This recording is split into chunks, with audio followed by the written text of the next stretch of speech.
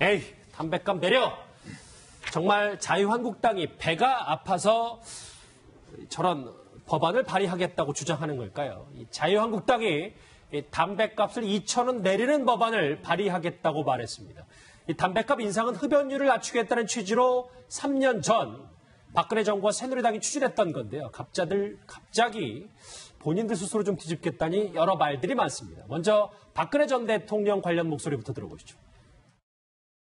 담배는 가장 대표적인 건강 위험 요인 가운데 하나입니다. 담배세를 50% 인상하면 3년 내에 흡연으로 인한 사망자가 1,100만 명 감소할 것으로 전망했습니다.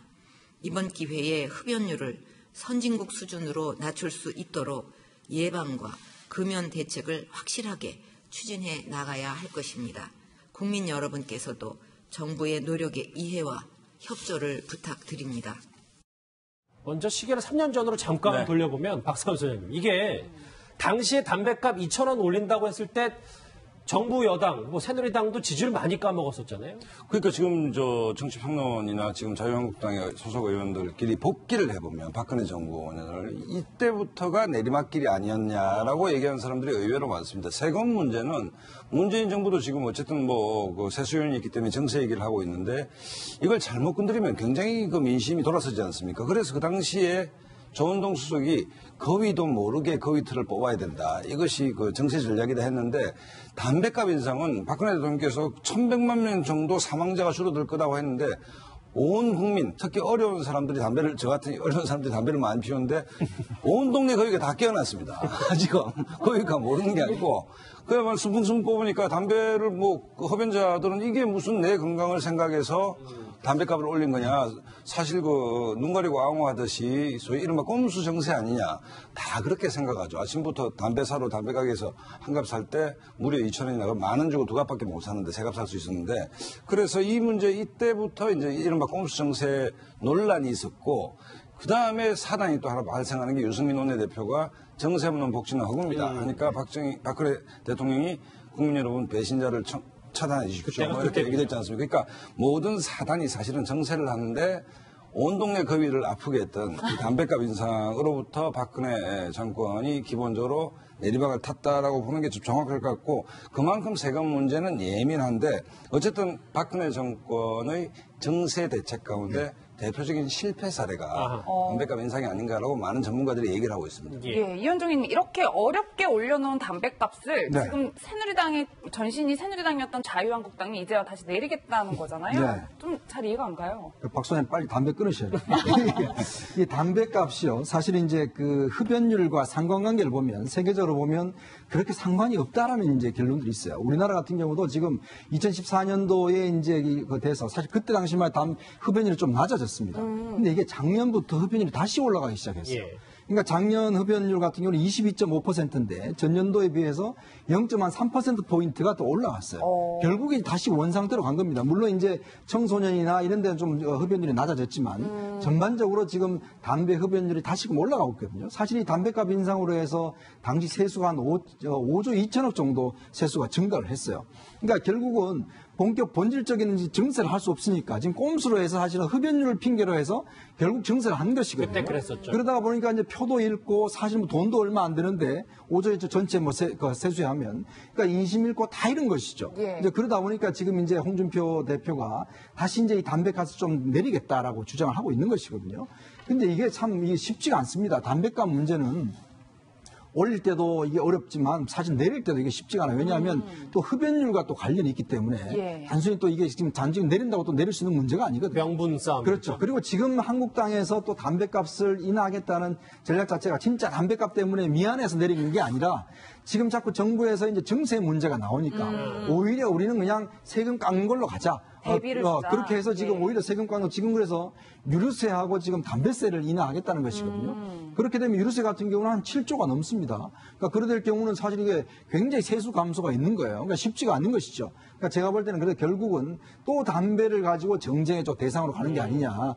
그런 좀 우려가 솔직히 듭니다. 두 분이 정확히 분석을 해주셨지만 그럼에도 자유한국당은 이수희 변호사님 그냥 홍준표 대표가 후보 시절에 대선 공약이었기 때문에 한번 약속한 걸 이행한다는 취지다 뭐 이렇게 얘기를 했습니다. 뭐 저렇게밖에 말을 할 수가 없죠, 지금. 그런데 당시 이제 야당에서 엄청나게 비판을 했었죠. 이거는 서민들의 주머니를 힘들게 한다 그래서 저는 지금 한국당에서 나름은 덫을 난 거라고 생각이 들어요. 당시 담배세 인상에 대해서 비판했던 굉장히 비판이 많았었어요. 그랬던 그 지금의 여당이 어떻게 나올지. 그리고 유류세도 마찬가지예요. 그 기름값이 원유값이 떨어지는데 왜 우리는 그 주유비가 계속 그대로이냐에 대한 국민들의 그 불만이 많단 말이죠. 그 부분을 건드려서 우리 유류세 그러면 감액을 하자. 그러니까 주유비가 부담되는 건 서민들이니까요. 그런 면에서 지금 자유한국당이 좀 지금 민주당에 여당이나 청와대에 대해서 일종의 덫을 놓고 있는 건데 이것이 좀 너무 속이 들여다 보인다는 거죠. 그 면에 있어서 그 명분이 좀 너무 약해 보인다. 그런 생각이 듭니다. 실제로 홍준표 대표가 지난 4월 대선 토론 때 담배값 인하 정책을 들고 나왔다가 심상정 당시 후보에게 혼쭐이 난 적이 있습니다. 오랜만입니다. 목소리 한번 들어보실까요? 네, 제가 추구하는 경제정책의 핵심은 서민경제와 기업 기살리기입니다. 저희들이 집권하면 담배세를 인하하려고 합니다. 서민들 위해서입니다. 동의하십니까? 담배세 인하 이야기하시기 전에 사과하셔야 됩니다. 담배세 누가 인상했습니까? 그 당에서 인상했잖아요. 그 선거 집권했을 때는 서민 주머니 털려고 인상해놓고 이제 선거 때 되니까 표 얻으려고 지금 그렇게 말씀하시는데.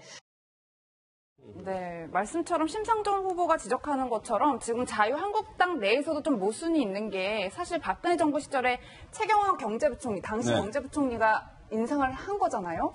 그런데 다시 이제 와서 내리겠다? 그러니까 모순이 있다. 이런 지적이 좀 있어요. 좀 이제 머쓱하죠, 사실은. 뭐, 맞을 매일 다 맞았는데 지금 왜 하필이면 담배값을 인하하겠다고 하느냐.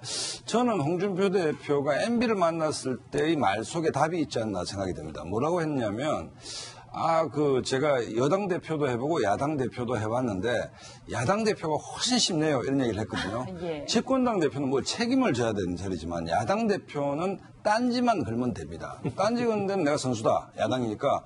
왜냐면 지금 그 문재인 정부가 이제 강요들이 세팅이 끝나고, 이른바 이제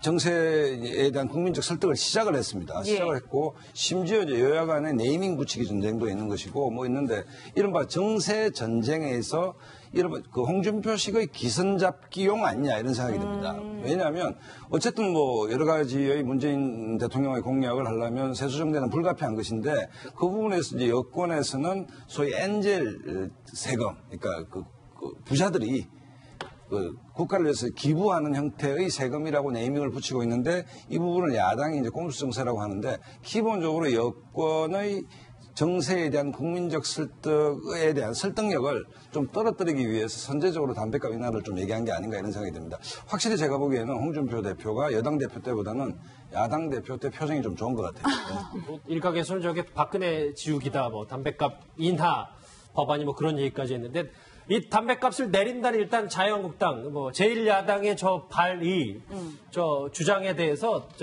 저 누리꾼들이 뭐 이런 반응들을 내놨어요. 뭐 여기 보면 뭐 여기 계신 분들과 마찬가지로 뭐 꼼수다, 뭐 아니 뭐 서민 위하는 척한다 뭐 라는 얘기도 있지만 노 변호사님. 네.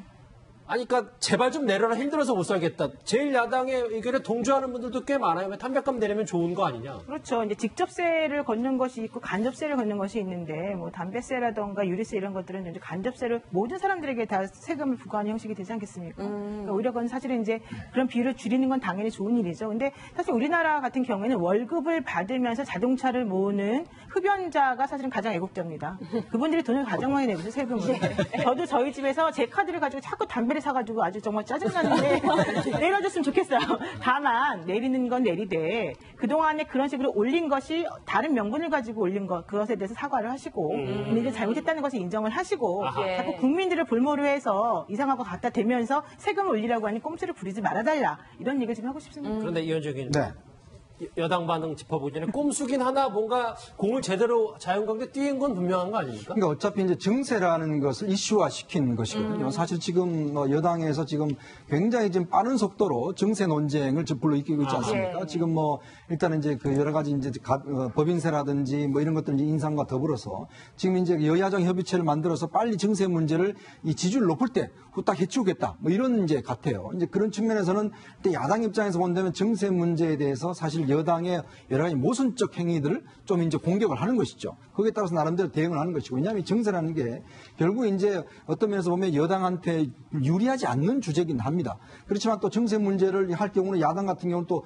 방어를 해야 되는 그런 측면이 있지 않겠습니까? 그러니까 그럴 때는 이제 어떤 면에서 보면 야당의 아킬레스, 즉 현재 여당이 야당일 때 그렇게 반대했던 것들을 다시 이제 들고 나옴으로 해서 하나의 쟁점화 시켜놓고 쟁점화 시켜놓으면 이거 자체가 이제 공방이 되지 않습니까? 예. 그러다 보면은 이 인상률 자체가 이렇게 쉽지가 않는 것이거든요. 그러니까 정치 공방으로 볼 때는 상당히 지금 홍준표 대표가 제기하는 문제는 어떤 면에서 보면 상당히 잘 대응하는 거라고 볼 수가 있겠죠. 스스로 올린 담배값을 다시 내리겠다. 이런 자유한국당의 반응에 정치권의 성토가 오늘 쏟아졌습니다. 민주당과 바른정당의 목소리 각각 들어보시죠. 자유한국당이 자신들이 올렸던 담배세를 이제 와서 내리자는 발상은 자신들이 내세웠던 담배세 인상 명분이 모두 거짓말이었음을 실토하는 것에 불과한 것입니다. 한마디로 코미디입니다. 네티즌들이 정치가 장난이냐는 그런 비아냥을 하고 있습니다. 국민 건강 증진을 이유로 담배값을 인상했던 것이 바로 엊그제 같은데 지금에 와서 다시 담배값을 내리겠다는 것은 자가당착에 빠진 것입니다.